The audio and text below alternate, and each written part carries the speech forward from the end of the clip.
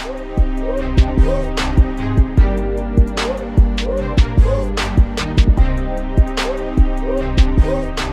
have an amazing show planned out for you today, and I really hope you enjoy it. Today's guest is Substantial. Substantial is an hip-hop artist, MC, producer, and educator who has performed in nearly 20 countries, and his music has been featured in games, films, and television shows. He currently teaches music business classes at the Omega Studios School of Applied Recording Arts and Sciences in Rockville, Maryland. Substantial's mission is to inspire those who question their worth and abilities while arming the next generation of artists and musicians with the knowledge to create change in their lives and in their communities, all while supporting themselves doing what they love most, creating. Hi, welcome to ArtsEnPower. How are you today? I'm excellent. Thanks for having me. Our first question is, let's start at the beginning. How did you get started in music? Sure. Let's see. I'm just like most people. I just started out as someone who loved music, and I attended Suitland High School for the visual performing arts, and I'm a visual artist originally. But while I was there, I got to kind of experiment with my love for music simultaneously while like pursuing visual art. And yeah, I just spent time hanging out with friends, freestyling, like playing around with writing raps and eventually making beats. And I want to say about a few months after I started recording my music, it got heard by some influential people, and they put me in talks with a major record company. And I hadn't even been making music for a year, I don't think, something like that. So things kind of happened really quick once I decided it was something I wanted to pursue. How important do you think it is for an artist to put time in their craft?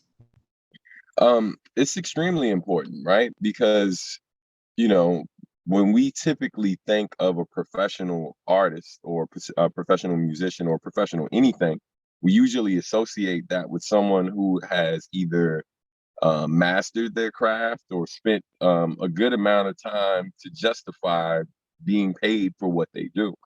And at one point in time, like it was a lot more difficult to make music, to record it and produce it. And nowadays it's much easier to do. Like, you find free software, an app on your phone, and pretty much have the ability to do things that used to cost maybe like thousands or tens of thousands of dollars to be able to do. And now you can do it with a free app. So, I think the sense of urgency is also connected to how easy it is to kind of mass produce or create nowadays. So I think that's part of it. And then also I think for people who come from poor conditions, or like come up with like next to nothing, next to no money, oftentimes there's a sense of urgency a lot of times because you're trying to do something that will hopefully make your living conditions better, make your life better, help you provide for people you care about. And so I think the same is true with like sports a lot of times, right? Like whether we're talking basketball or the most popular sport in the world, the real football, soccer. And so yeah, I think a lot of that has to do with it. Our next question is that we know that you worked with some legendary artists. Who did you work with and what was it like? Sure. Probably the most surreal person that I've worked with, or experience I've had, was working with Kool Herc. Kool Herc is considered like the godfather or father of hip hop. So like in the early 70s, once he came to the United States, in the Bronx, he was DJing and making a name for himself there. And this block party that he threw basically ended up laying the foundation for what everybody now knows as hip hop. And so I met him through my wife's professor from our college, Pratt Institute. My wife was telling everyone that our wedding was getting ready to happen, and she was telling her professor about the issue we were having with locking down our DJ. because a good friend of mine was supposed to DJ, and he's a really big, successful DJ now. But he had to back out. And so, because at the time he was DJing, I think for Lauryn Hill or Estelle, he's DJ'd for both of them. So he had to back out. So we were heartbroken. And then her professor goes, well, I might be able to talk to my boyfriend. He could probably DJ for y'all. And, as soon as you hear that, you're like, who's your boyfriend? I got to vet this guy. And then her boyfriend ended up being like a hip hop legend, like the legend, the person that literally started hip hop, helped us start hip hop. And so, yeah, that was crazy. And so like, he's kind of like an uncle at this point, almost, to me and my family. He calls and checks in from time to time. He DJ'd my wife and I's wedding, and he was on one of my albums. And so I've worked with a lot of cool people. I've met like Chuck D, another hip hop legend, and a lot of dope indie artists. But Kool Herc was probably the moment when I was sitting in his backyard having beans, you know what I mean? Sitting down, like, it's like, yo, this is my life right now, And so that was probably one of the most special moments in my career. Create a song or album, do you immediately have an idea what the cover is going to look like?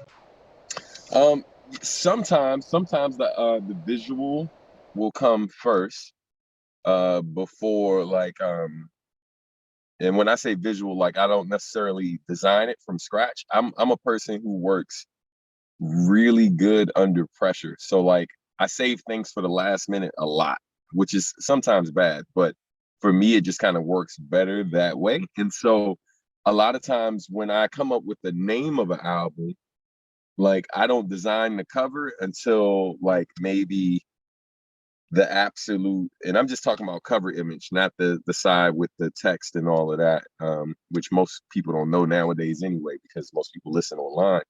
But a lot of that, the idea, the visual will strike me like as quick as I start working on the music, but I don't create the actual visual until like maybe a few months out before the public like hears and sees everything.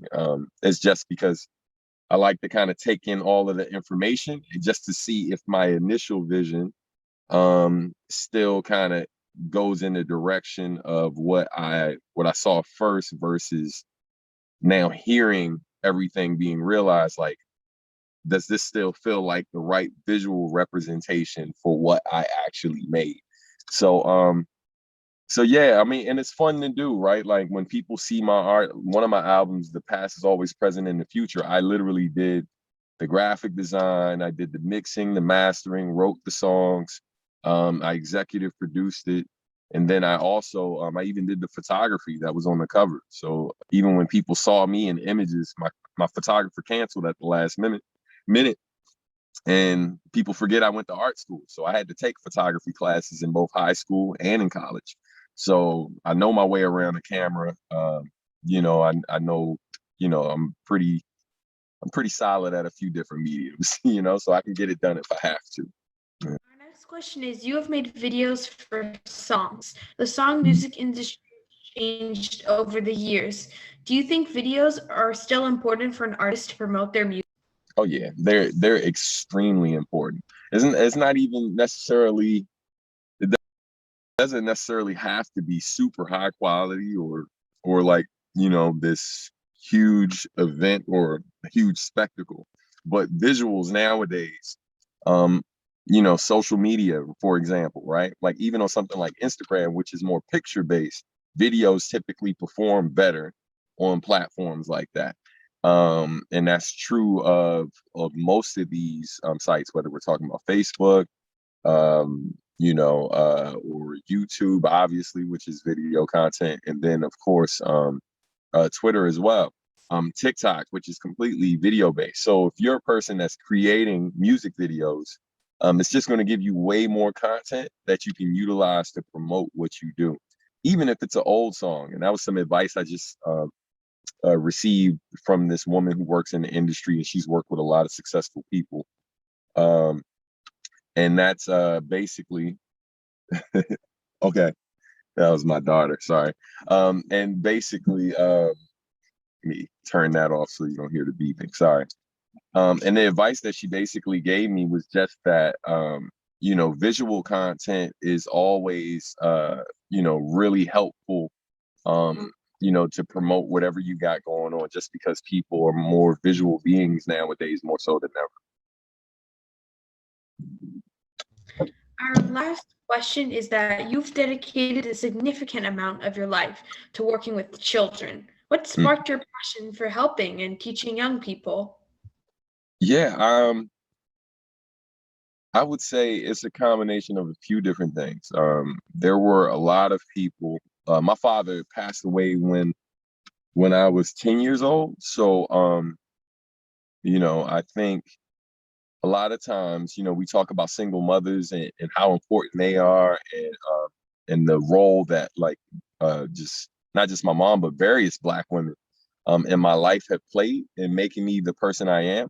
But one of the things that my mom also did was she made sure there was no shortage of, like, positive male, like, figures around, like positive men in my life. And sometimes I got that at school, or like almost all of my closest friends all had their fathers in their life. That's something I didn't realize until I was an adult. So after a while, it didn't feel like I had like, it didn't feel like a void where that presence should be. And so anyway, I think the combination of all of these people, like, kind of pouring into me throughout my life, recognizing what that made me become, and then also the fact that, I just kept getting opportunities to speak to or work with children, even when I was in high school. When I went to Suitland, I was one of the kids that they selected to go to, like, middle schools to talk about Suitland High School and encourage kids to come there. And so that was kind of my first experience with it. And then again in college, doing, like, poetry workshops with kids, and then when I would perform, because of the type of songs I wrote, teachers would sometimes be at my shows and would invite me to come speak to their students. And so it just kind of became a thing. I was just always being asked, like, "Hey, come talk to these kids." And I'm like, "Okay." So, and I didn't expect to like it as much as I did, but yeah, it's definitely, it's as much a part of my life at this point now as my music is. So Thank you for answering our questions and being on Arts and Power today. That was our last question. I hope you enjoyed being here and hope you have a really good day. it was my pleasure. Thanks for having me.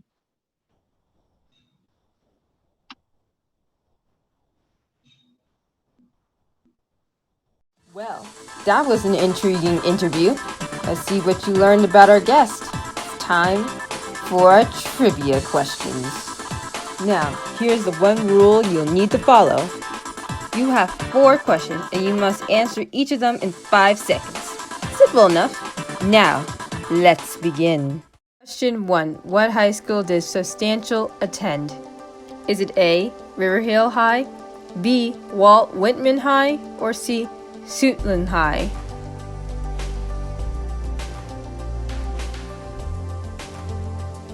The answer is C.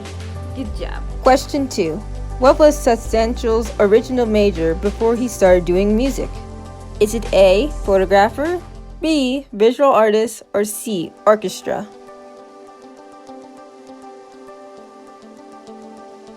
The answer is B. Question 3. When did he start making music? A, with friends, B, as a personal project, or C, as an assignment?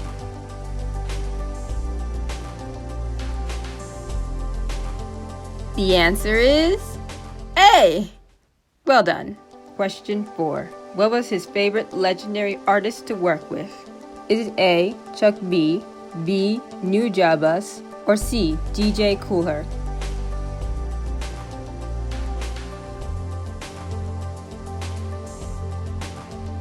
The answer is C. Good job. Well, that is all for our trivia game. Thank you for participating. Here's a sample of a song by Substantial called Dropping Like Flies Remix Instrumental from his Dirty Sneakers Instrumentals album. Also shown with this sample is a drawing by Maria Benson.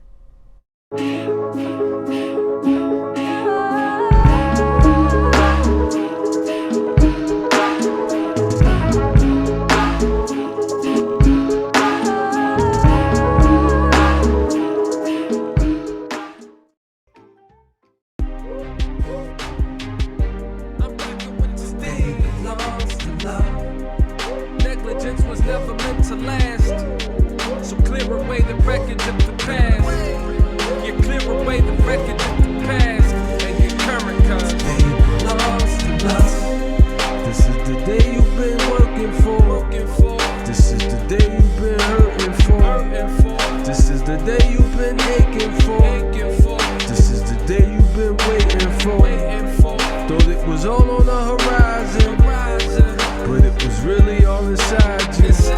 ArtsEnPower is a youth-hosted and produced web series that highlights the work of performing, literary, and visual artists using their art to better the world.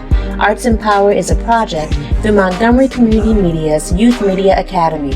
Learn how you can support this and other MCM programs by visiting us at mymcmedia.org.